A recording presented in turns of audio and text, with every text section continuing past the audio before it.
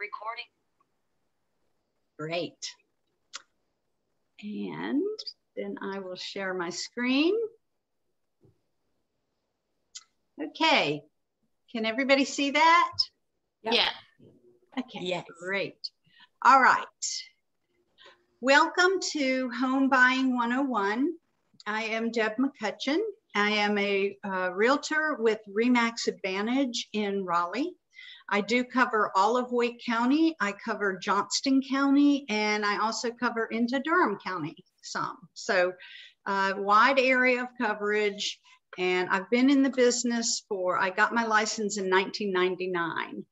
I also am a seniors real estate specialist. So I have a special designation to work with baby boomers and seniors, older adults who are maybe looking for active adult communities or just looking for places where they can age in place throughout their years. So that's a little bit about me. Okay, then we're going to, okay, well, that's me. Okay, Laura, I see you now. All right, and I'm gonna let Kim introduce herself. Hi, Kim Piscopo, Movement Mortgage. Deb and I work well together. I handle the financing. She will find the house and make sure that everything is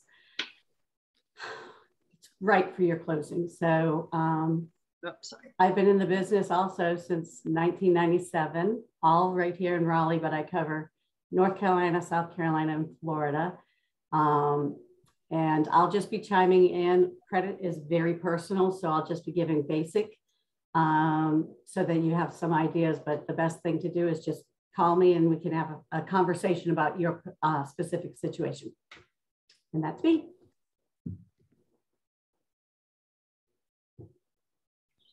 Okay, so just really quick, you may want to, well, you should probably have all the handouts that I sent you. Hopefully you'll have those, but you may want to just take some notes during the process too. We'll be covering a lot of information. We'll start with meeting the realtor, then we'll talk about what happens when you meet with the lender, what the actual home showings involve, and then how to make an offer, what happens when it's accepted, and a large part of it will be talking about the due diligence process in North Carolina. And we'll get you all the way through to the closing table. So we've got a lot to cover today.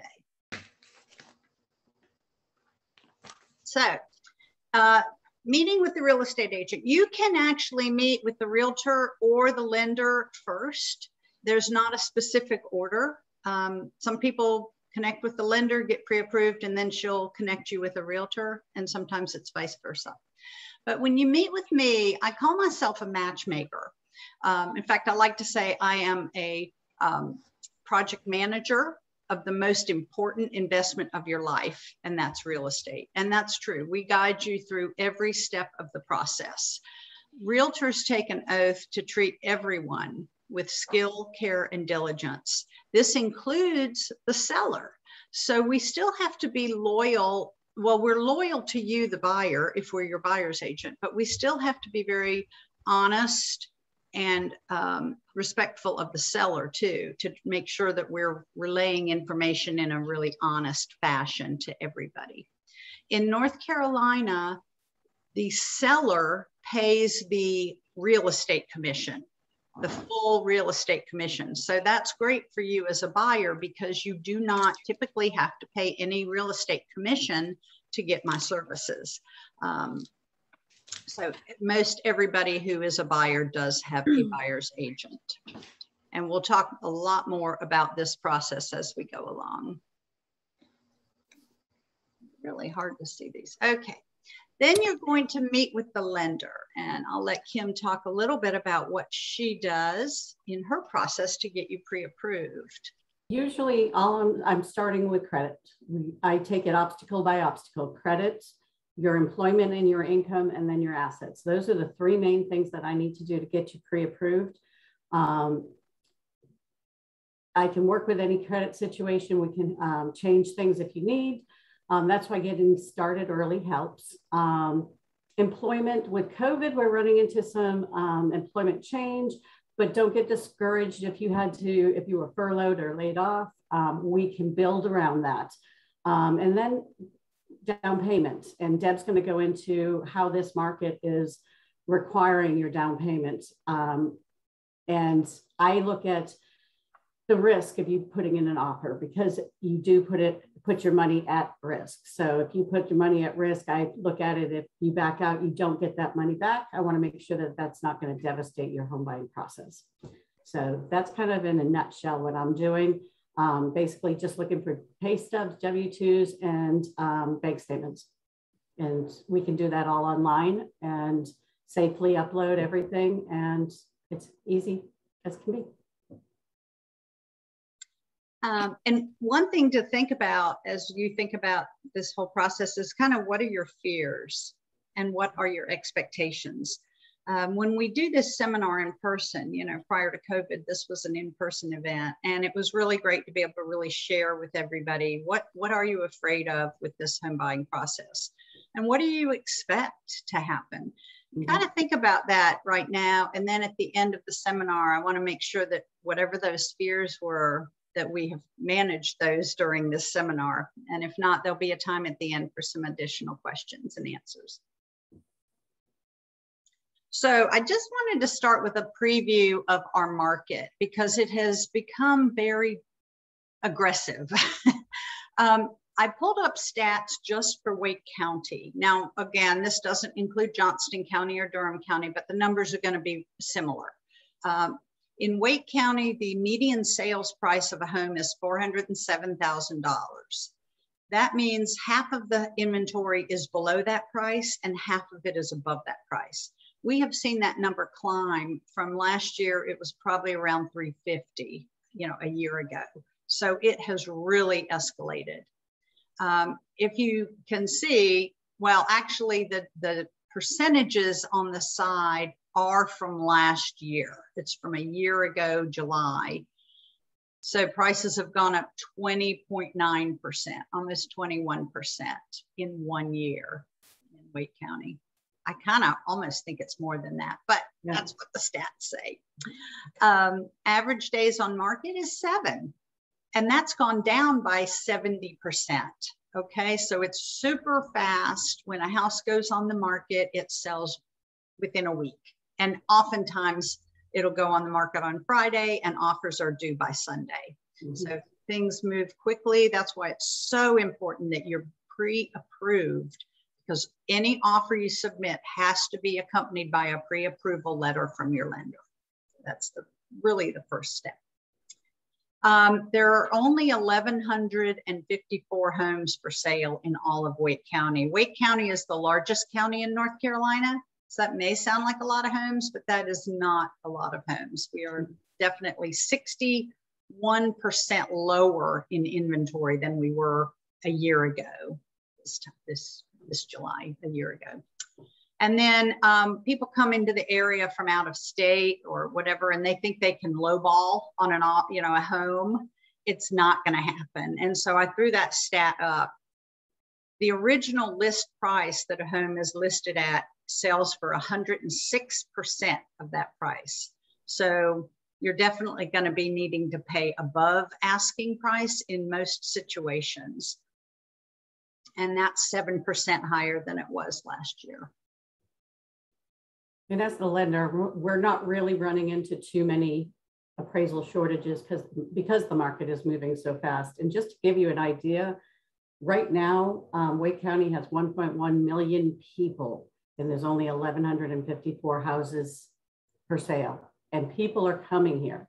Yeah. Raleigh is definitely a popular place to be.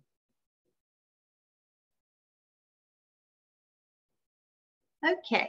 So this is a little slide about being prepared to shop and what I feel and Kim feels is really critical to even start looking at homes. First, you do need to hire a great realtor and mortgage lender. You cannot negotiate this market without help. And having somebody who's knowledgeable about the market and has your back and is responsive. I think that's the biggest thing. If you know a home is going for sale within 7 days, you want a realtor who, if they're not available, they've got backup to help you. You want to, again, be pre-approved. You want your lender to be available on the weekends because that's when things happen. She's a text away to get a pre-approval letter. So having some of those things in mind is helpful. And again, number 2, we've already said that, pre-approval. In some cases, and Kim may be able to talk about this more, but she can do what's called pre-underwritten, meaning you can close faster. It's almost like the same as cash. Yeah. Right, Kim? What we do is we forward everything to our underwriter. The underwriter, you'll hear that name through the process. That's basically the person that's going to say, Kim, you did your job and you can have the loan. So we try and get that, you can have the loan answer at the beginning instead of 3 weeks in. So if anything's missing, we can hit it. And I've actually had some closings. One was in 8 days and one was in 12 days. Those are my recent records. Wow. Stats. That beats cash right there. That, or at least is as good as cash. And number 3, have adequate cash in the bank. We'll talk about due diligence and what happens during the due diligence period, but that due diligence deposit is due at the time that the offer is accepted. And it can be as high as $20,000 or $30,000. I hate to tell you, but I had one that was $50,000. It's just crazy out there. So this is money you have to have liquid in your bank. You have to be able to write a check or send a wire transfer to the seller when your offer is accepted by them. You do get this back if you go to closing. If you don't, if you back out for any reason, because say you're not pre-approved or you can't get your loan or something with the house isn't appropriate, you do not get that money back. So you need to be really bold.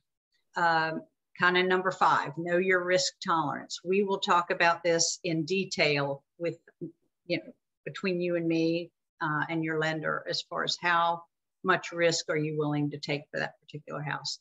But having a nice stash of cash in the bank is going to definitely make your offer more attractive.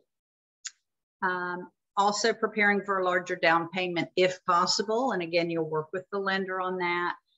Somebody who's putting down 20 or 30% is a stronger client than somebody who's putting down 3% as far as in the seller's eyes. They just see it as being more well-financed, less likely maybe to back out. So having a larger down payment can be a positive too in winning a bid.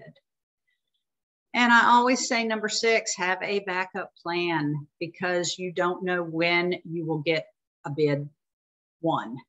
You may bid on 5, 6 houses and lose all of them. And then number 7, you win it. We just don't know. So if you're in a really tight timeline, please have a backup plan for a short-term rental, putting your furniture in storage, having family or friends to kind of shack up with. But these are all things that will make your process less stressful and hopefully more successful. So you're pre-approved, you know your risk tolerance, you've saved adequate cash, you're ready to start looking at homes. So I have sat down with you. What I like to do is ask people to come up with their 5 must-haves and their 5 absolute nos, and have that between you and your spouse. It doesn't have to be the same list. You can have different lists, but think about it. Do you have to have a master bedroom on the main level? Or have you had hip surgery or knee replacement, or you're planning to down the line? Having a bedroom on the first floor is a really great thing. Some people absolutely don't want it because they have little kids and they want to be upstairs with their kids so they can hear the monitor at night and things like that. So think about that. If you have to have a fenced yard because you have a dog, I wouldn't say that's a must-have, but you must have a home that you can fence, that the HOA will allow you to fence, that it's an appropriate lot for fencing, things like that. And of course, the absolute nos are things like a super busy street. Some people don't want to be on Highway 98, steep driveways are another deal breaker. And that's why a lot of times I tell people to do drive-bys if they have time. Many of the homes are in a coming soon status where we can't actually look at them until 3 or 4 days later. So it's a great opportunity to drive by the home, look at it from the outside, look at the neighborhood, look at the location. If you see something about the house, it's like, oh, there's no way Jose well, there's no need to waste time going to look at that home. So drive-bys are also often really good. The other thing, I have a Home Spotter app, which if you live locally, it's great. I don't know if any of you on the call right now are local, but when you're in the area that you're looking for, you could look up the Home Spotter app, which shows all the homes that are on. I think we've got Asheville for Dana and Julia and Brendan, and Charlottesville, Virginia for Laura. And I'm not sure where Kelly is. We're in Charleston, South Carolina. Oh, in Charleston, South Carolina. Okay. Mm-hmm. Yep. And I'm going to be looking at homes in Asheville because that's where I'm going. Yeah. Okay. I'm sure there's up with the realtor. I actually just Googled, there's 91,000 people in Asheville roughly as of 2019. And right now there's 533 houses on the market, according to realtor.com. I think, yeah. Yeah. What, Laura? I've seen them all. I go through it every day. I'm sure you have. I'm sure you have. So that's another competitive market. Yeah. As I'm sure you're seeing. So when you're thinking about a home, there are some different types of homes. A detached home is a home that is a standalone house without, any neighbors attached to your walls. Attached homes can be either a townhome or a condo. Townhomes typically are 2 or 3 story upright homes. So you'll have a neighbor to your right and a neighbor to your left, possibly, unless you're on an end unit. Condos are more like apartments where they're stacked. So it's a one-level living, but you might have somebody below you, above you, to the right, and to the left. The townhome and the townhome and the condo always have a homeowners association because it covers the maintenance of the siding, the roof, the lawn maintenance, things like that. So that's also a really great low maintenance option.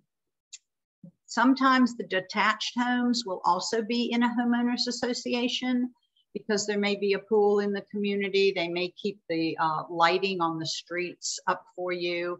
If they're private roads, they have an agreement to pave the roads, things like that. So you'll definitely want to consider the homeowners association fees when you're getting pre-qualified, because that will go into some of that qualification that the lender will be looking at.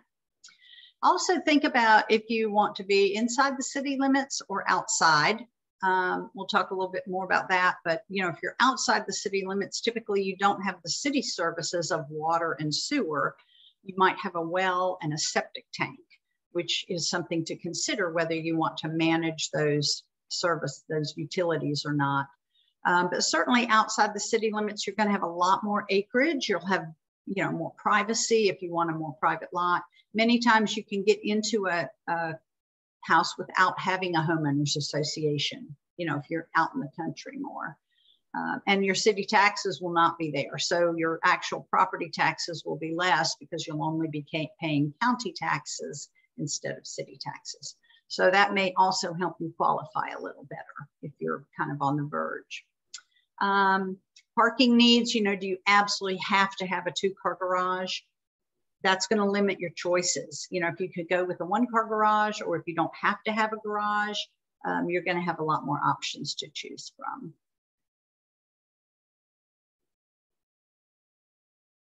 Okay, so you kind of figured out what you want.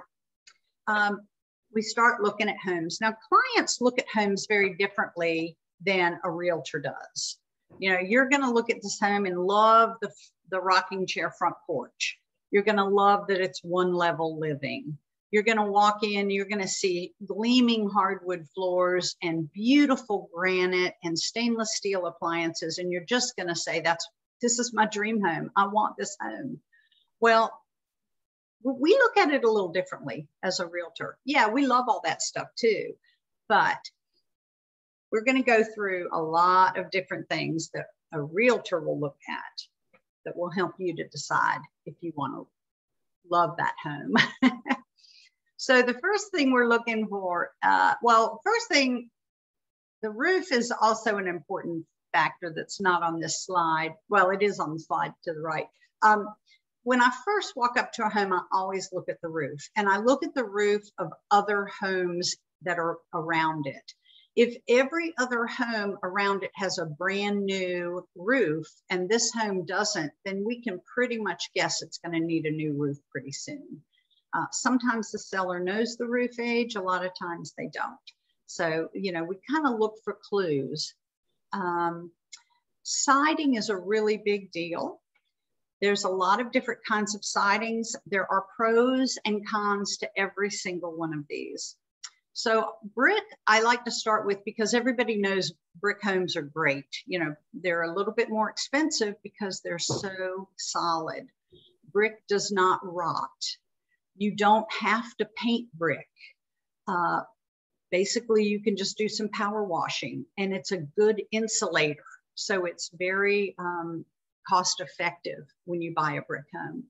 The only real maintenance issue with brick is the mortar. So mortar over time will deteriorate. So if it's an older home, you want to check the mortar and make sure that it's still good. It may need to be, you know, repaired in places.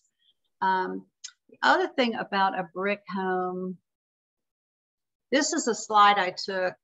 This is very common in North Carolina because soils settle. You know, there is movement of the soils. And over time, the brick can start to settle as well. Well, it's easy to see on a brick home because you'll get these crack lines through the mortar. We call them stair-step cracks. And that's an indication that there has been some settling of the foundation. So it's always great to look at a home that has a brick foundation to see if that's going on. Another siding is what we call Masonite. You've probably heard of Masonite. It's also known as hardboard siding. That's different than hardy plank. Okay, so hardboard is like cardboard. That's how I like to think about it. So what happens to cardboard when it gets wet? It's not pretty, right? It just deteriorates. Well, Masonite is made of many, many, many, many layers of somewhat of a fiber board type of product that's pressed together with glue. It's extremely hard and it works really well as a siding as long as it doesn't get wet. Okay, so what happens when it gets wet? Well, here's a picture of Masonite siding, and you can see how it looks like cardboard that's gotten wet. It literally is just fiberboard, and it's just has to be replaced. So if you had a home like this, you can simply replace the piece that is deteriorated. You don't have to change all of the siding out. So it is repairable. And if you find a home that has Masonite siding, again, it's not a deal breaker, but you want to make sure that the home has good eaves and gutters to carry water away. You want to make sure that it's well painted and caulked. Okay, so if you have a home, that's just part of the maintenance that comes with a Masonite home is you're going to have to keep it painted regularly, keep it caulked, just make sure water stays away. And when people change out hardy plank, Masonite, they change it to hardy plank. So you can have a combination home where you have some Masonite on the home and then boards have been changed out to hardy plank. Hardy plank is what we call fiber cement. It's actually a cement product. So cement doesn't rot, right? It is great. It is the newest siding product. And so far, everything has been really good with it. We haven't seen any problems. It's, to me, ideal because you can paint it if you want to. If you want to change the color, you can paint it. It doesn't really need caulking unless there's some big gaps or something from the install, but typically it's a very low maintenance product. It is more expensive. It's kind of along the line of brick. You're going to find fiber cement in newer homes and a little bit higher end homes probably. Now, vinyl is something I love talking about. People used to think of vinyl as like low rent, like trailers or mobile homes, you know, vinyl mobile homes. Well, vinyl is an absolute great product. It's a plastic product that never rots. It doesn't need any maintenance. It doesn't need caulking or anything. You do have to power wash it, you know, because it will show mildew and that green algae on the dark side of the house. The only real negative with it, I think, is that it cannot be painted. So you can't change the color. So if you find a house you love and it's a lime green vinyl, well, you know, you pretty much have to live with that, or you have to change the siding out. So that's probably the biggest negative. The other thing with vinyl, if it's old, it's going to become brittle. You know what happens to plastic when it ages? It just becomes brittle. So I tell the story about my son who played lacrosse when he was in high school, and we had a vinyl house, and the lacrosse ball slammed into the house, and we had a big hole in our vinyl siding. Well, luckily we could just change out that one board of vinyl and change it to another piece. Sometimes the colors will fade. Again, with the sun on the product, it will fade over time. So finding an exact match in the color may be difficult. You can get close because there's a lot of different colors of vinyl. But we are seeing it on more expensive homes now. It used to just be lower priced homes, but I'm starting to see vinyl being used on, you know, $400,000, $500,000 homes even, because it's a good product. It really is. So that's a little bit of talking about siding. Wood can be used like cedar siding. If you have a wood home, you're gonna need to make sure you keep it stained or painted. Also know that we have a lot of termites in our area. So if you have a wood home, you would definitely wanna have a termite bond on the house and get regular termite treatment and inspections. And then I don't have it listed here, but there's a product called synthetic stucco. We don't have many stucco homes here, not like you see in Florida, but occasionally you'll see a stucco home. If it's real stucco, it's fine, but there was a product that was made synthetically that has failed. It's actually pulls away from the house, and that is on a disclosure. If a house has synthetic stucco, it has to be disclosed. And again, that could possibly be a problem with water going behind the product and creating mold and mildew situations behind the siding. So, all right, and then structurally, certainly we're looking for the age of the heating and cooling systems, the water heater. Those hopefully will be disclosed by the seller, but sometimes we don't know that until actually the home inspection happens, and the home inspector can do that. Check the ages of that. Foundations. I love spending a little time talking about foundations. In North Carolina, we don't have very many basement homes at all because the soil here is a red clay that's extremely expensive for a builder to dig out. It just, the labor and the cost makes the cost of the home expensive. So unless the lot slopes naturally to create somewhat of a daylight basement at the lower level, you're not going to find a lot of basement homes. Crawl spaces are homes that have an area underneath the home. It's a foundation that's built that you can actually go under, and the mechanicals are under there. The water heater can sometimes be in the crawl space. The vents and the piping, ductwork, all of that for the heating system can be under there. Crawl spaces are great because they allow airflow in the home.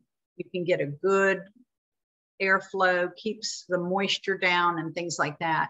But also conversely, they can hold moisture. So if you have a home with a crawl space, just know if that's what you're going to purchase, you need to not ignore it. You need to make a point of going down into the crawl space at least twice a year and look around. So if you're really adverse to spiders and cobwebs and other critters that might be down there, you may not want to get a house with a crawl space. But I often have my HVAC guy come, you know, he comes twice a year to check my heating system. So I get him to go down there. You want to make sure the crawl space has insulation in the rafters above to insulate the home. If you can, you want to make sure it has a moisture vapor barrier, which is a plastic barrier to prevent that moisture from getting up into the joists and the wood structures of the home. And again, just making sure you check it out and make sure that there's no water intruding into the crawl space. A slab home, we have a lot of slab homes in this area. They're homes that are just built on a concrete pad. There's no crawl space to go under. There's nothing to worry about as far as that. So they're pretty easy. The only thing is, we talked a little bit about the brick settling and cracking. Well, slabs will do that as well. You pour a huge slab foundation and the earth shifts, there may be some cracks that happen in that slab. So part of what I do when I look at a home with you is I really check out that whole slab from the exterior to see if we see any cracks. It won't tell us the whole picture, but it's the best we can do with a slab home. So just be aware that, you know, there can be some issues with slabs as well. If there are big cracks, you would get a structural engineer to kind of look at it and determine if it's a problem, if it's continuing to shift, or if it's an old crack that's not moving anymore and it's stable, and they can kind of give you advice as to how to correct that if it is still shifting. The only other thing with slabs is you cannot move the plumbing, because the plumbing is actually in the concrete. It's poured into the slab. So if you bought a home and you really wanted to move the bathroom, or you wanted to, you know, expand the kitchen and add on, it's going to be really hard with a slab home due to that plumbing issue. Everybody okay so far? The next one's a good one. All right, I know this is a lot to cover, but this slide is really, really important. In fact, I've been known to say, if you get through this slide without throwing up, then I think you're ready to buy a home. So it's that important. These are all of the things that I'm looking for that you may or may not be aware of. Environmental concerns. Radon is an odorless, colorless, tasteless gas that is a known carcinogen. It can come up through the rock. When they break rock to build the home, the radon escapes from the rock. It actually can penetrate cement. So a slab home, it can go up through the slab and into the airspace. It's actually probably more of a problem with homes on a slab than with a crawl space, because in a crawl space, at least there's some air under the home to dissipate that radon gas before it actually gets up into the home. But it can be tested for. The test costs $125 and the home inspector will do that. It is an optional test and not every home has it. There are radon maps online. Once you have an address of where you're going to be considering, you can check and see. I do have a picture. This is a picture of a radon mitigation system. So if radon is found in the home, you would ask the seller to correct it by installing one of these mitigation systems. So they put this big pump down into the ground and basically into the crawl space, and it draws all of that gas out and it goes up out of the house. This fan runs 24/7. So there is a little bit of maintenance that goes on with that, but the radon companies are very good at providing service and everything for these systems. So again, it's sort of one of these things. If you're not okay with having a home with radon and having a home that has one of these mitigation systems, then you can always back out of the contract, but you would lose your due diligence money, and that may be $20,000. So these are just things that you need to be aware of. We cannot tell if it has radon when you put the offer in. It is a test that has to be done after you're under contract. So that's just a big FYI right there. Mold is another issue that, you know, mold is everywhere. I mean, it's everywhere. There's mold in the air we breathe. There's mold everywhere. So not all mold is terrible. You know, there's fungal growth that can be toxic, and there's other fungus like penicillin that's extremely beneficial for us. So when people talk about mold, you have to take it with a grain of salt. Most of the time, if we're going to see mold, it's going to be in a crawl space. It'll be on the rafters. There'll be a higher level of moisture down in the crawl space. Just know that mold can be remediated. You know, it can be corrected. It is not a deal breaker. Polybutylene plumbing is a type of piping that was used between 1978 and 1995.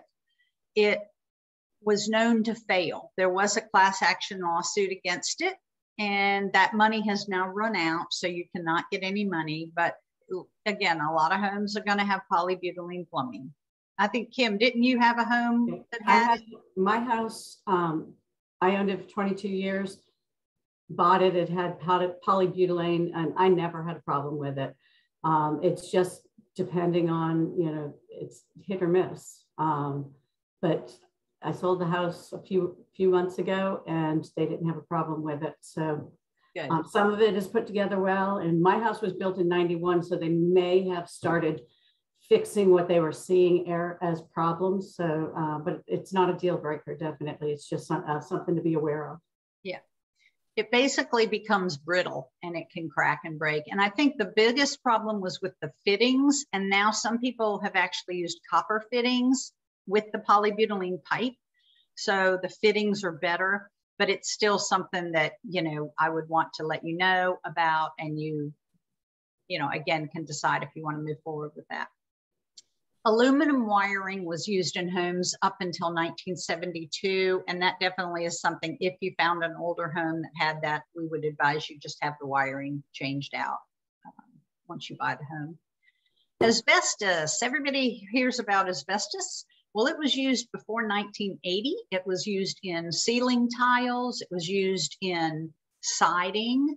It was used in popcorn ceilings. So if you find a home with a popcorn ceiling from before maybe 1982 or so, it could possibly have asbestos. And the biggest thing with that is it's not a problem if you leave it as is. It's only a problem if it becomes friable. If you try to remove the siding, the little fibers will come out and you could breathe them in. Certainly, if you have a popcorn ceiling and you're not sure, you can have it tested. And if it is asbestos, I would highly recommend you have a professional remove that, because they know how to dispose of it. You can't just take it and put it in the dump. You know, you have to, it's a toxic material, so you have to handle it the right way. Lead-based paint was used in homes before 1978. And if you do buy an older home, you will have a lead-based paint disclosure that you have to sign when you purchase the home. Again, to me, I've never seen it be a problem, because so many homes now have been painted over. You may have 2 or 3 or 4, 5 layers of latex paint over that original lead-based paint. So it's not really environmentally a problem, but we do have to disclose that. Oil tanks are one of my favorite. Actually, I would just have to say they're one of my least favorite, but they do exist, particularly if you're looking at a home that is an older home. You know, before they had natural gas, people heated their homes with oil. These tanks sometimes are above ground, and that's easy because we can see them, the propane tanks and the oil tanks that are sitting above ground, but many, many times they buried them. And when they're buried, you can't see them. Now you're looking at the backyard, you're looking at the little play set, you're noticing the storage shed, you're all excited about that. And I'm scanning the yard for a little tiny metal tube sticking up out of the yard that's indicating that there's an oil tank there. And if that's the case, it could be leaking and there could be oil contaminating the soil. That is a huge environmental concern that you would have to pay pretty big bucks to have somebody come and remove all of that contaminated soil and remove the tank. If the tank is not broken, and sometimes they're empty, that's great. They can just fill them with sand so that they don't collapse. They can keep them underground, but you would want to have it filled with sand or something so it does not collapse. And then meth labs.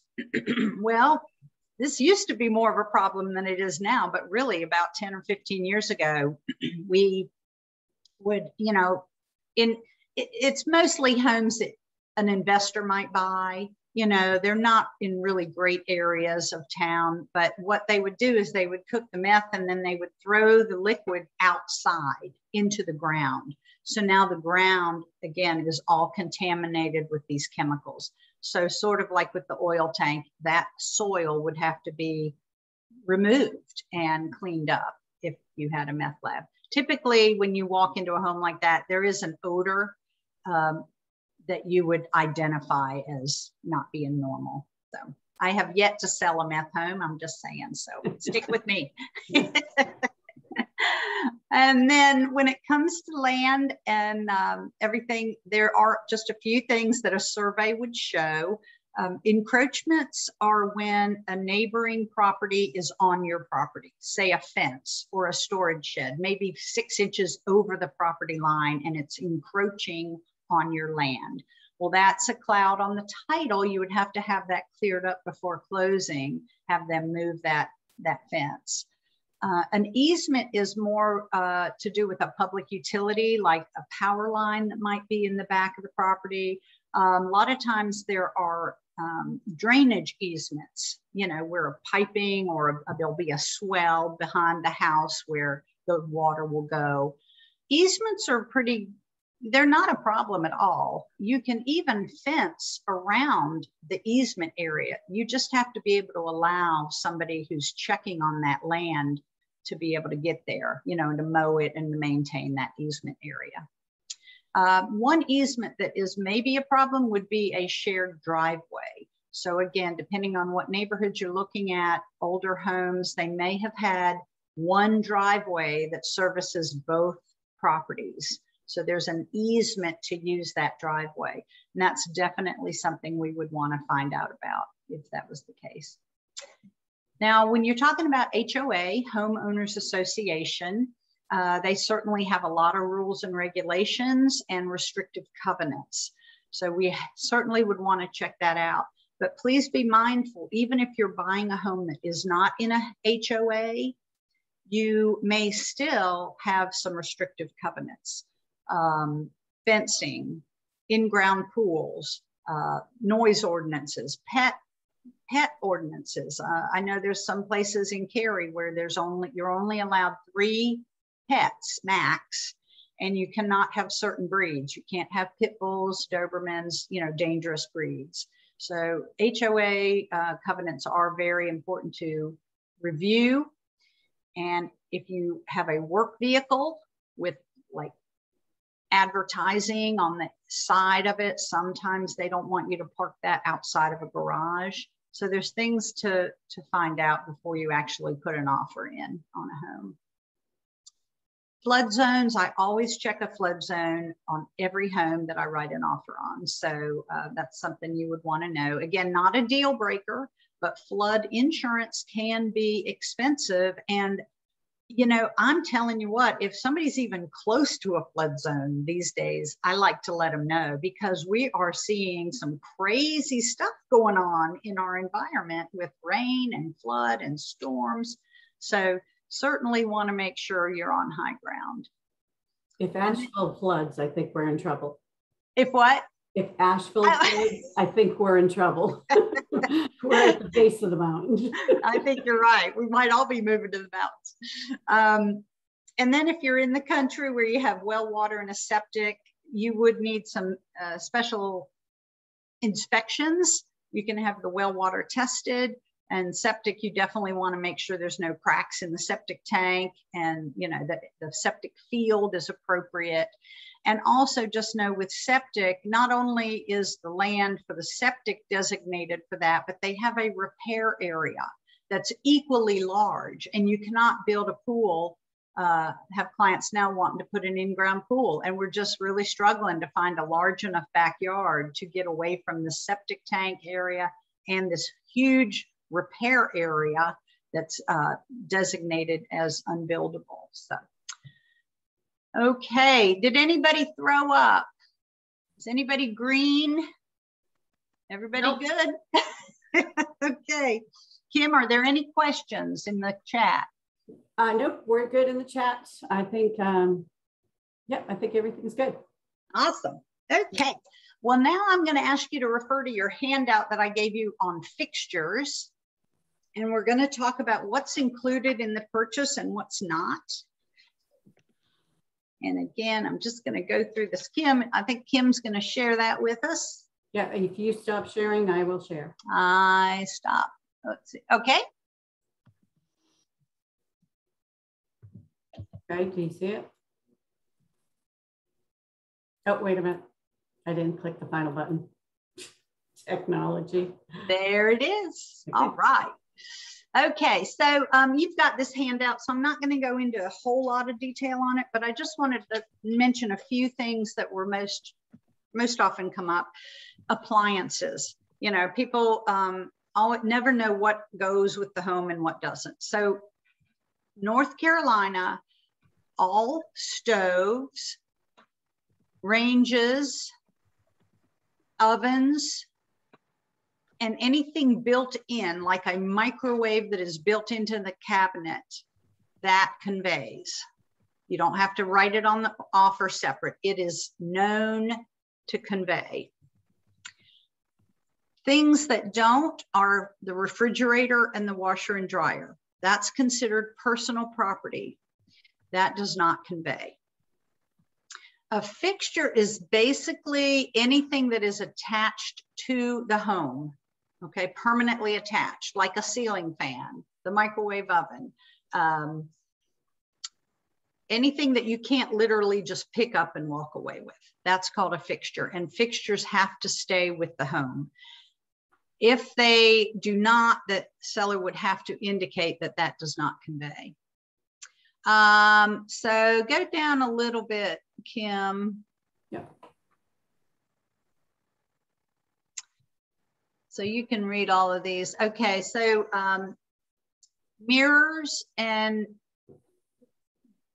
bathroom mirrors is one thing. Like a lot of people now, they're buying really fancy bathroom mirrors from Lowe's or Home Depot or Home Goods or whatever, and they're like pictures. Literally, you just hang them on a nail, and you could literally pick it up and walk away with it. So a bathroom mirror is not fixed. It's not considered a fixture. However, the Real Estate Commission deemed it as a fixture because they said it's not normal for somebody to buy a home and they don't have a mirror in the bathroom. So they have to leave the mirror in the bathroom. But all other pictures or shelving that can literally be just lifted up and moved off of the wall can be taken with the seller. A storage shed and a utility building, that has to stay. Again, that is deemed a fixture. Even if you could back your truck up to it and hook it up and roll away with it, it's not permitted. So that would have to stay. The biggest problem is the television brackets. So the flat screen TVs now attached to a bracket, and you can pick the TV up and remove it and walk away with the TV, and that is fine, but you cannot take the bracket.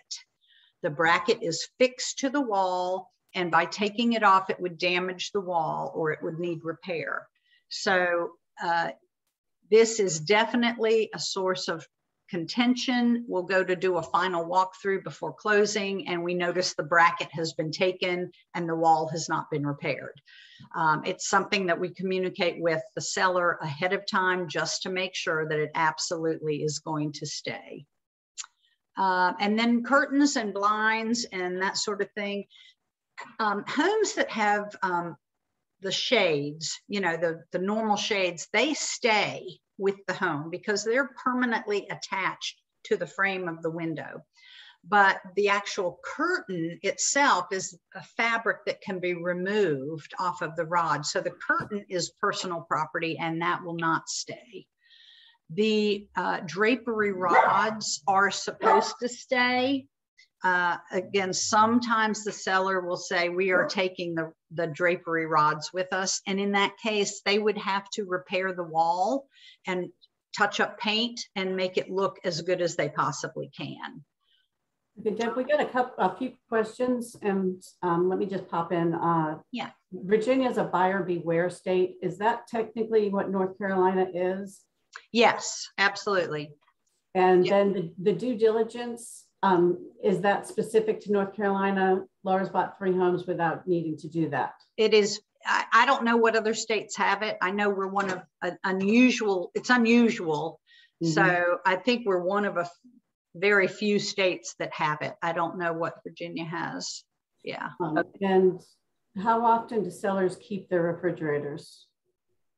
Are we seeing them? Most of the time it will convey with the home. I would say 75% of the time, if you ask, you have to ask for it on the offer though. It has to be written in as personal property on the offer. And a lot of times the sellers will leave it, but occasionally somebody might be moving to a home that doesn't have a refrigerator and they have to take it with them. So you just have to figure that out. Yeah. Deb, can I ask a quick question on the due diligence? Yeah. Are there any buyer protections in place that, you know, sort of like a loose pre-inspection? In other words, let's say you put 20,000 down. Nope. And then you got a slab foundation problem. Nope. No, that's unreal. Not at all. In fact, we'll be getting into that a little more as we go, but absolutely, due diligence is not refundable.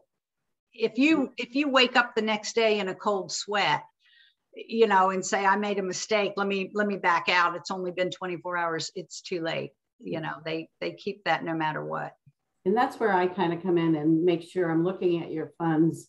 And when she put on there your risk tolerance, how much are you willing to lose? But Deb is kind of trying to, everything she's talking about, this is what your agent does. They go through and she's looking at the foundation best she can. She's looking for signs of water damage. She's looking at the roof so that when you put that offer in, the chance of problems that come out of the inspection is slightly reduced. But the other thing is, you know, if you come back with a foundation issue, then it's a matter of how much is it going to cost for that foundation, or how much are you going to lose in due diligence? So it is, everything is put on the buyer, but, you know, you kind of weigh that, you know, buy the house, you got the 20,000, it goes towards the cost of buying the house. And then you know what you're getting into with the inspection. So that's where having Deb, having me as a lender going back and forth to find out what you're comfortable with. But you're right. I'm licensed, like I said, in 3 states. North Carolina is the only one that I've run into. My team, you know, it is, as far as we know, a North Carolina thing. I think there's 3 or 4 other states. But yeah. And the other thing, Kelly, is, you know, a seller, you can ask a seller to fix these things. They can't sell the home to anyone else. If there's a foundation issue and they're under contract with you and you walk away, they're going to have to fix it before they sell it again. So, you know, once you know about these things, we typically don't ask for minor repairs, but if it's something major, and even like the radon, they've got to pay to mitigate the radon. I mean, they're going to have to do it for you or for the next buyer. So they might as well do it for you. So that's part of what we do to negotiate getting repairs covered. I think that's all I've got. All right. I think that's it. Let me go back to, so you stop sharing, I guess. Oh, sorry. Yep. I stopped. Okay. And then let me share. Okay. All right.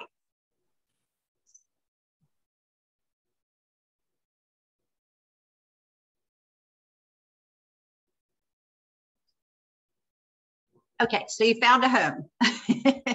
This is where we talk about some of this stuff. Okay, we're going to prepare an offer and how we're doing time-wise. Okay. So just so you know, the price is not the only thing that has to do with whether a seller accepts your offer. There's lots of terms that are important. Price certainly is a big thing. And again, I will run comps of other homes that have sold in the last 6 months to give you an idea of what I think an appraiser might, you know, do the home for. But again, you may have to pay above the appraised value if it doesn't appraise. That's something we can get into, but we'll set a price that we think will win the bid. Say the home is priced at, you know, 400,000 and you offer 420. Well, what if it only appraises for 410? There's a $10,000 difference that you would have to bring that $10,000 to closing, because in this market, there's an addendum called an appraisal addendum that pretty much every single offer has to have that says, I will pay $420 regardless of what the appraised value of the home is. So again, that's why it's helpful to have some additional cash on hand. So you make sure not only do you bring your down payment to closing, but you have that extra 5 or 10,000 or whatever it may be. You know, I'm finding a lot of appraisals are doing pretty well. I mean, it is a rising market. The appraisers know what's happening with multiple offers, and homes are being sort of revalued as we speak to come up to some of these higher values. But the closing date, typically 30 days or less is what a seller is looking for. So hopefully being in a position where you're ready to close in 30 days is good. The due diligence inspection period. So this is what has really changed. Yes, the due diligence amount is a fee that is paid to the seller. It is saying, I am serious about buying your home. I am so serious about it that I will pay $15,000 or $20,000 in a deposit to you. It's telling the seller you're not going to back out for some little thing. You're really serious. And that's when they get 10 or 12 offers on a home, they need to know that the person they're accepting is serious, because they have to then go look for a home and buy a home and do the same type of process. So it's sort of a good faith saying, you know, take your home off the market, let me do all my inspections and all of that, and I'm willing to give you this much money because I'm serious about it. The inspection period has almost become null and void, because number one, people who are paying $20,000 in due diligence are not going to walk away for anything minor. And if they're paying above appraised value, it doesn't matter what the appraisal comes in at, they're going to pay that amount anyway. So there's not a lot of due diligence that needs to happen. However, I like to have about a 2-week due diligence period, because again, like you said, what if the slab is cracked? What if there's radon? What if the roof is leaking? You know, we need to have a period of time where we go to them and say, these issues need to be repaired and I'd like you to repair them. All of that negotiation happens during the due diligence period. Once that due diligence period is over, there's not much additional negotiation. I am finding that some buyers are off, they're just totally waiving the due diligence period. They're just saying, I'm taking it no matter what. And it's really hard to compete with those offers. It's like a cash offer where, you know, cash offer will close in 7 days. We're not asking for any repairs. You just have to sort of move on at that point and just say, you know, this wasn't meant to be. But I tend to like to put a 10-day or 2-week due diligence period in there, just so we do have time to do an inspection and negotiate who's paying for what repairs. Seller paid closing costs are not happening now. You are not going to win any bids if you ask the seller to pay your closing costs. So that's something Kim will just make sure you're not needing. Yeah. Same thing with a home warranty. You know, we're not asking the seller for anything above and beyond the basics. So we used to ask them to pay for a 1-year home warranty. It can sometimes be added during the due diligence negotiation. So if the inspection shows a lot of plumbing issues, a lot of electrical issues, we could just go in and say, look, we're not asking you to fix the repairs, but you know, if you'll give us a $620 home warranty, then after you close on the home, you can have a home warranty company come in and take care of those repairs for you. Earnest money, again, is sort of a thing of the past because people are putting up so much due diligence money. This additional deposit is not even being written into the contracts anymore. Earnest money was a fee that you would pay that came into place after the due diligence period. So after that 2-week period, you'd put down another deposit, maybe $5,000 or $10,000. And then if you backed away, you lost both your due diligence and your earnest money. But again, because due diligence is so hefty now, we're just not even seeing the earnest money fee being asked for. Financing terms are important to a seller. Like I mentioned earlier, you know, if everything on the offers are identical and the only thing difference is one person's putting down 3% and the other person's putting down 30% down payment, most likely they would go with the 30%. And I know that doesn't make sense to y'all. It doesn't seem fair. I mean, you're still pre-qualified, but it's just something we're seeing. And unfortunately, VA loans, they're 100% financing, and our poor veterans are really struggling to try to get approved. But I will tell you a heartwarming story. I have a buyer who is a veteran, and he wrote, well, buyer letters, we'll talk about that too, but he did write a letter to the seller saying that he was a veteran, that he had done 2 tours in Afghanistan and an additional tour in Europe, and how much he really wanted the home. And he only had $5,000. No, he had $6,000 in due diligence money, and that was all he had. He couldn't possibly compete. And he won the bid. They came to us and they asked for more. They said, you know, we like your offer, but we need $10,000 in due diligence. And he couldn't do it. I just said, that's fine. We understand. You've got a lot of offers to pick from, but he just can't do it. They took his offer because they loved that he was a veteran. They wanted to work with him. So again, it's not all gloom and doom for our vets, but here's where I kind of step in. I'll make a phone call to that listing agent to let them know that that offer's coming, and give them, you know, he's solid, this is pre-approved, we're ready to go, he just needs a house. So combining that and having that communication with the agents kind of solidifies as well. And movements, we're #1 in our market, so our reputation is upfront underwriting, fast turnaround time, and you know, we're not running into problems. We're not causing any due diligence to be lost, which is why I look so hard at this, because I don't want anybody to lose their due diligence because of a financing issue. So, and that's what I try and push towards the listing agent as well. And lastly, just the buyer letter. It used to be very popular for buyers to write a love letter to the sellers saying how great they were and, you know, pick me, pick me. We've come to realize a lot of those letters violated fair housing. They would talk about their children. They would talk about their age. They might have pictures of themselves, which would be a race issue. So anyway, it's really become a negative now. But if somebody wants to do a buyer letter, I will edit it and I will make sure that there are no fair housing violations, you know, within that letter. Some sellers are putting straight out, they're just saying no buyer letters. You know, they don't even want to see them anymore. Okay, so here's the sort of the strategy. We'll go through this really quick, but basically prepare to pay above the asking price, maybe 20,000 or more above, but I'll help you with the comps on that and we'll get as comfortable as we can with that. Offer a high due diligence fee. Again, 20 to 50 was what we were seeing this summer. I'm seeing that come down a little bit. I think people realize that's crazy.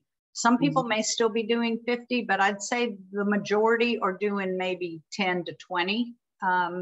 So it's, you know, not as crazy as it was. Be able to close quickly. Consider an appraisal addendum. Again, you almost have to do this. You just have to do this on a home with multiple offers, you know, and you can say, we'll pay X dollars over the appraised value. If you don't want to just have it be carte blanche, we'll pay our price no matter what. You may just say, hey, we'll pay 10,000 over the appraised value. But it's really hard to win a bid without having that addendum. Ask for no repairs from the seller. I never would say that we would waive the home inspection. I would always say we will have a home inspection, but what I usually do is I just say, we do not plan to ask for any,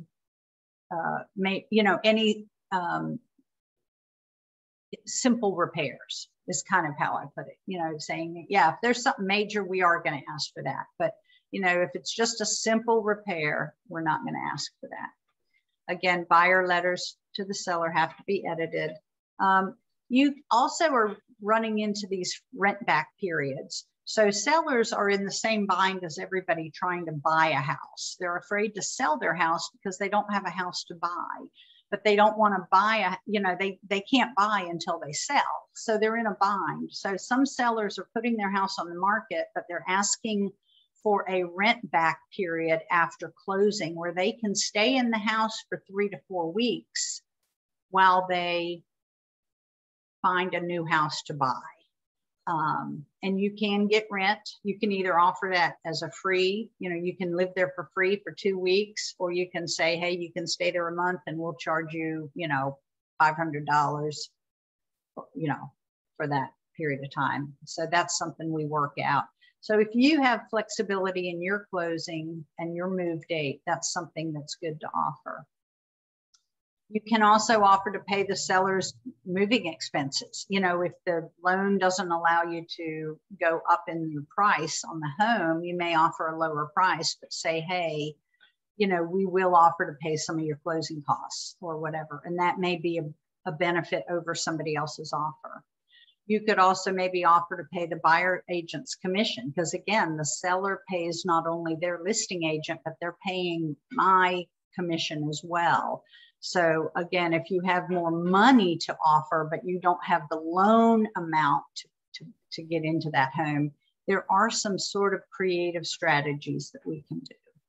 But it's going to depend on what Kim says about all that, right? Yeah, and these are all things I keep in mind when I'm looking at your assets. Yeah. So you put in your offer, send it. We send everything electronically through DocuSign, so you don't have to sign anything in person. And we include that pre-approval letter from the lender. And your offer is accepted. Hallelujah.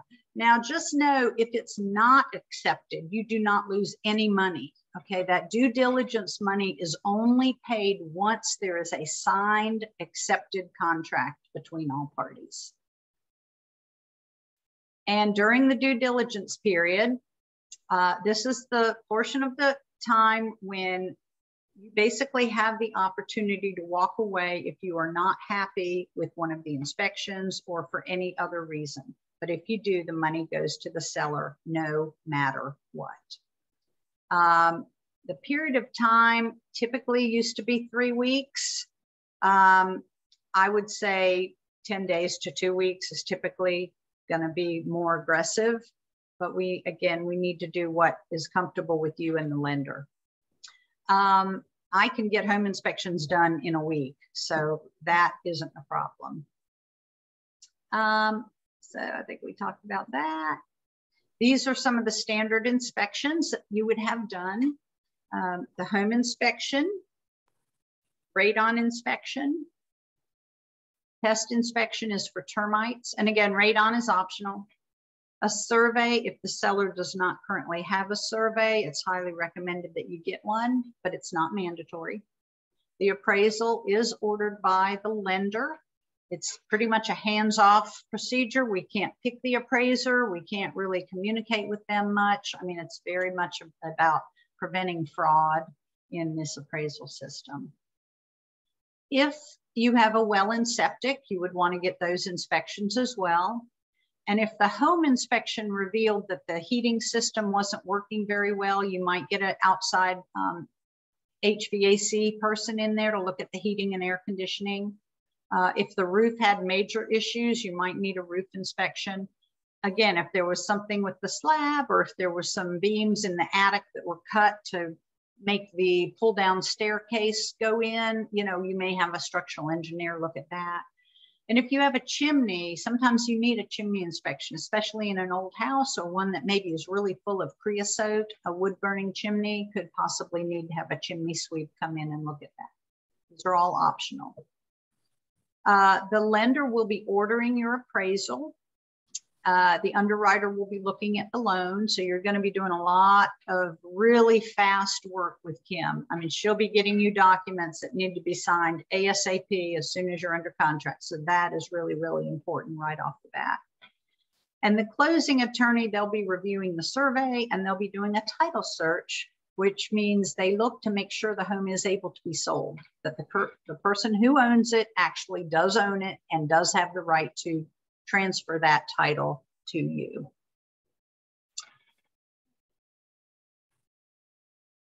Okay, then there's a handout I gave you about expenses, buyer expense estimate.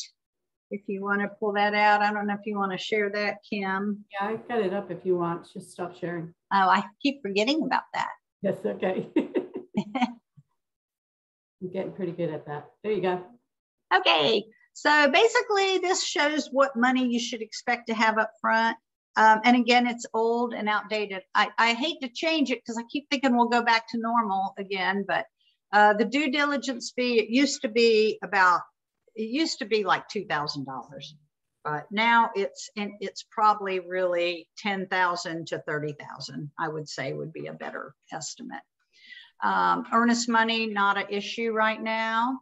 But as we go down, you'll see some of the fees for some of these other things. So an appraisal is about $500, maybe it's a lot more now. Appraisers have us by the nose. They know the business is coming in. They're coming back saying, "I'll get this done in 14 days, but I want $750." And we have we can't argue. Yeah, every lender is dealing with the same pool of appraisers. So it's supply and demand, basically. Home inspection will be anywhere from $350 to $500. It depends on the size of your home. And again, if you have a crawl space or not, you know, that might add a little extra. And if the home is really old, if it's over 25 years old, it's going to be a little more costly. If it's over 50 years old, it might cost you even a little bit more. But termite inspection is, I think it's $85 now. And the radon inspection is $125. Survey is about $400, and an engineer, structural engineer, I rarely ever have had to use one. I think just on 2 occasions have we needed one, but it depends on what they're doing, what they'll charge. Septic inspection $250, and the well water inspection is $150. And then, like I said, there were those additional services that you might need if there was something wrong with the roof, or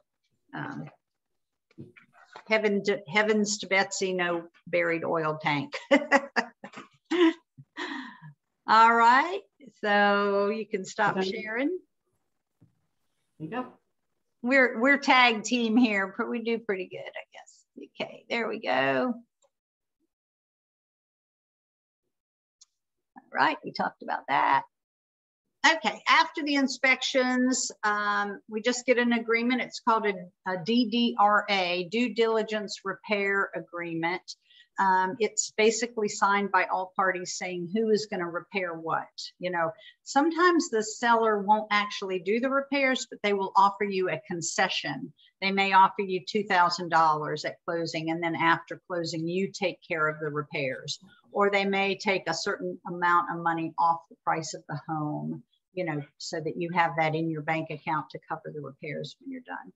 If it is something like radon or termite damage or something, those are things we would want them to do before closing to make sure that's taken care of.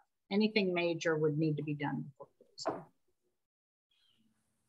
So after due diligence, not much happens with me. I hardly talk to you. You know, we talk almost daily before that, but then after the due diligence period, there's not much to do.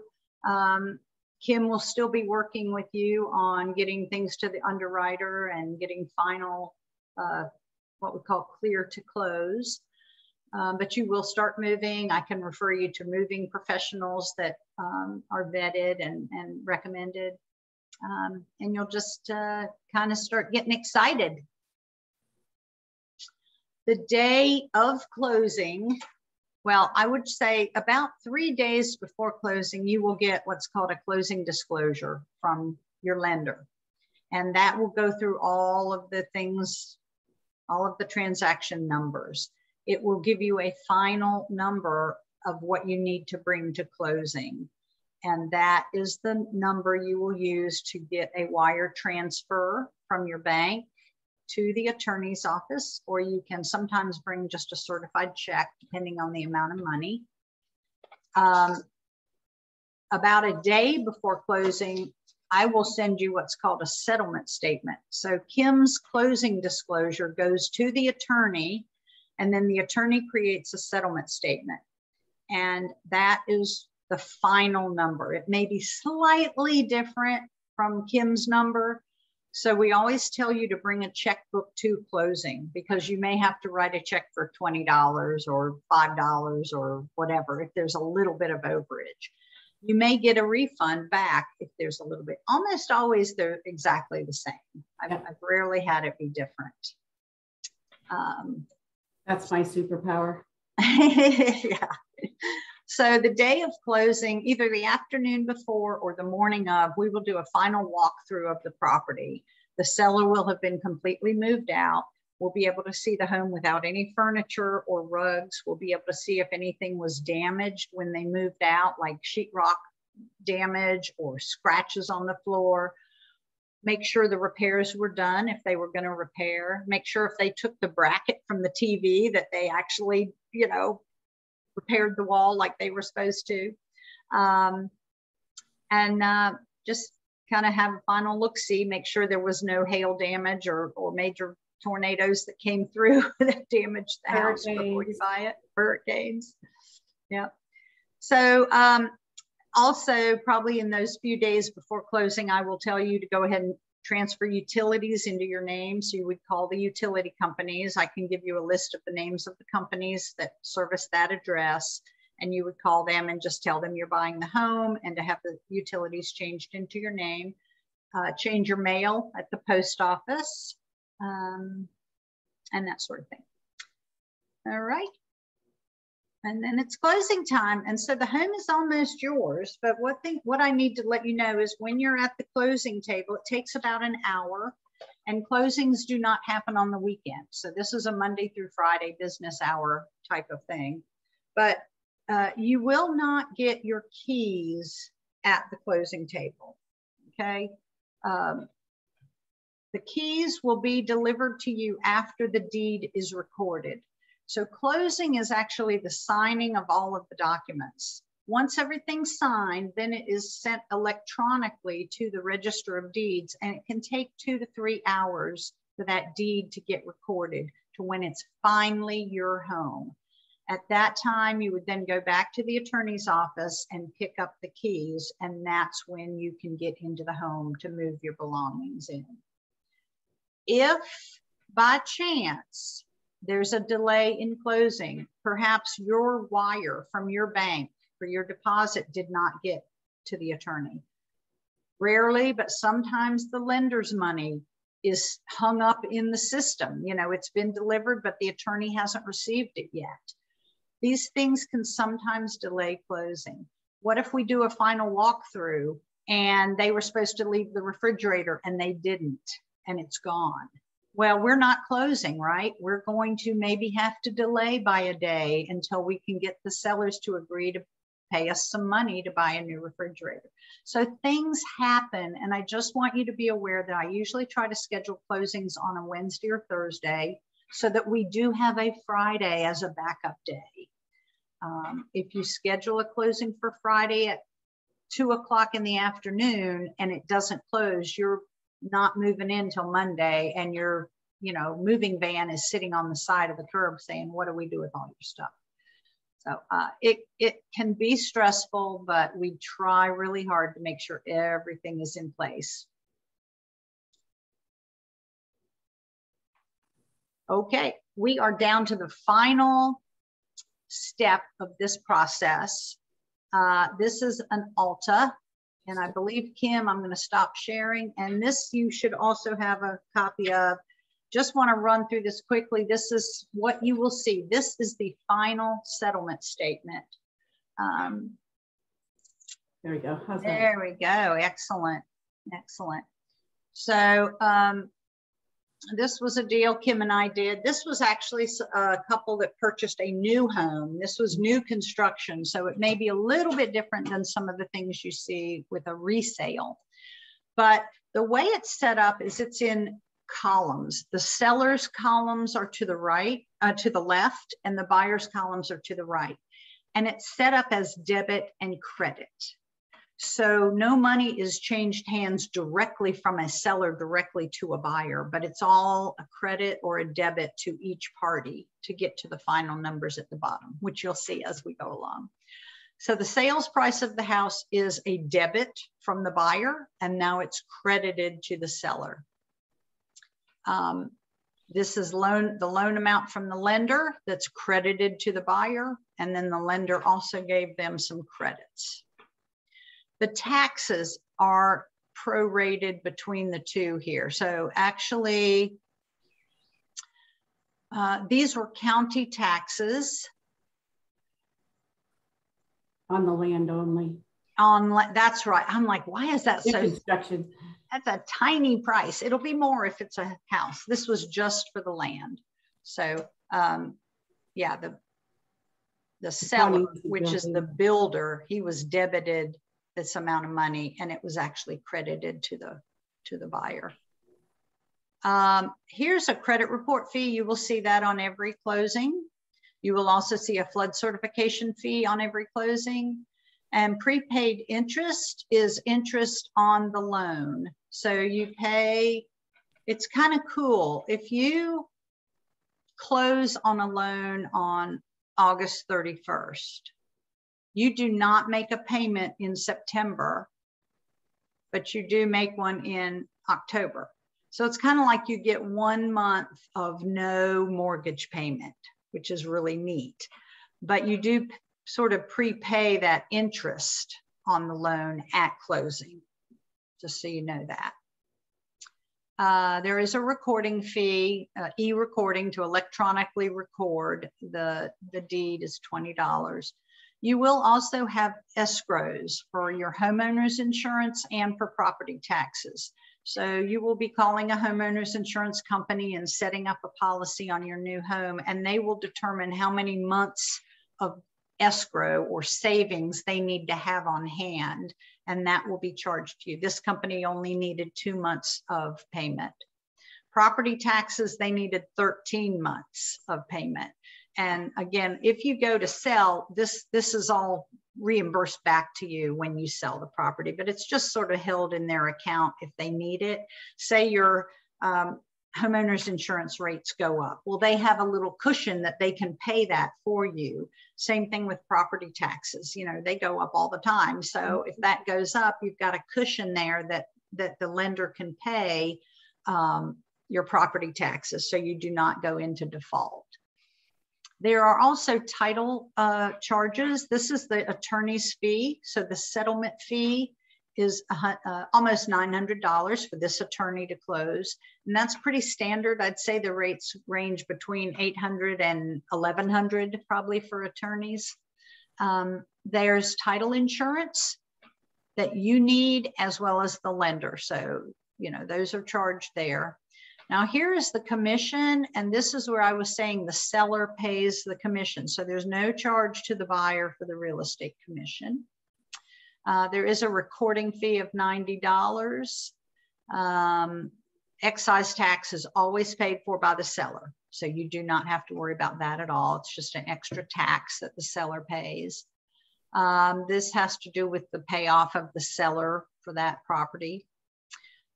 This is a realtor credit, so it's $250. So I'll just let you know, by attending this seminar, if you purchase a home from me, I will give you a $250 credit as a thank you for having attended this seminar.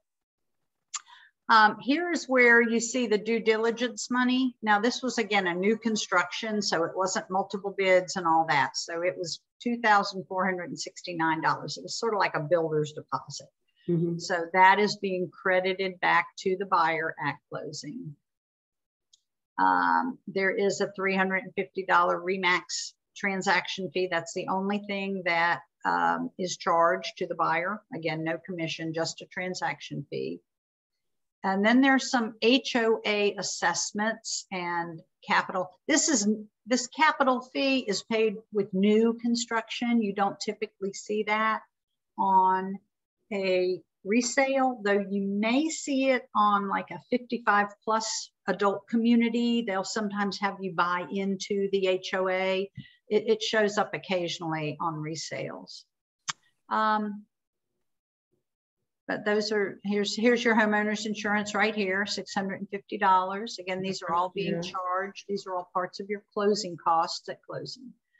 So when we get down to the bottom, what we do is we total everything up. So the total debts to the borrower is this amount, but they're credited this amount. So really, they only had to bring $2,413 to closing. Which is basically the remainder of the closing costs. Yeah, what was left over after all the credits were deducted. It's usually more, a higher number. That's a pretty good, they could have written a personal check for that amount. I don't think they needed a wire for that one. This is a VA loan. Remember, okay. This was our veterans. This was one of our very first attendees to one of our very first seminars. When we were doing them in person. Yep. Yeah. But anyway, just wanted you to see that. And then also, if there were repairs to be done, say that there was the chimney sweep needed to sweep the chimney. You'd get, we'd have a chimney sweep. We'd ask them to do that. So the seller would say, well, we're not going to do it, but we'll give you money and you can do it after closing. Well, we would get an invoice from the chimney sweep for however much that service would cost. We would send that invoice to the attorney, and then that would show up on this settlement statement as a debit from the seller and a credit to the buyer. Again, money doesn't change hands directly from seller to buyer. It has to go through the attorney, and there has to be an invoice. And now what would happen is the attorney would write a check to the chimney sweep company and give you that check at closing. So then after closing, you literally have a check in hand made out to the chimney sweep, and you would hire him to come and you would just hand him the check. So that's kind of how repairs are done. Again, right now, a lot of it is just done as a concession to the buyer, and it's just done at closing. Like here, I'm giving you a credit of $2,000. Use it however you want to handle whatever repairs you want to handle after closing. But this will all be reviewed with you the day before closing. Again, this bottom dollar of what you bring to closing should match the closing disclosure that you get from your lender, and that's 2 or 3 days before closing. So you kind of have an idea up front what you need to bring to closing. Okay, all right. Stop sharing. That is a lot, I know. And that's why we encourage people, if you even want to come a second time, Like you can, Brandon. or if you want a recording. Yeah. It is a lot of information. But when I talk to my clients, I just tell them, you're going to come away from this and you're going to think of all these questions, but that's why we're here. So an educated borrower and a buyer is a better consumer in this market. And that's what we go for. We just want to make sure you've got all the information as much as we can give you. Yeah. And you do have to hear it over and over. And I always tell my buyers, by the end of the process, you will be able to tell me what due diligence is and all about it, because you'll have heard it so many times. Yeah. Are there any other questions? Everybody good? Thank you. All right. Thank you. Thank you for attending. And if you know anyone who is interested, I do appreciate you sharing it with Dana and inviting her, but certainly, and Laura as well. If you know of anyone else who's considering selling within the next year, you know, it's never too early to get this information and to be prepared ahead. Especially in the changing market. We do this about once every other month. So just let us know. And this one's recorded, so we can actually share that if somebody can't be here. Right, which actually I'm going to stop the recording.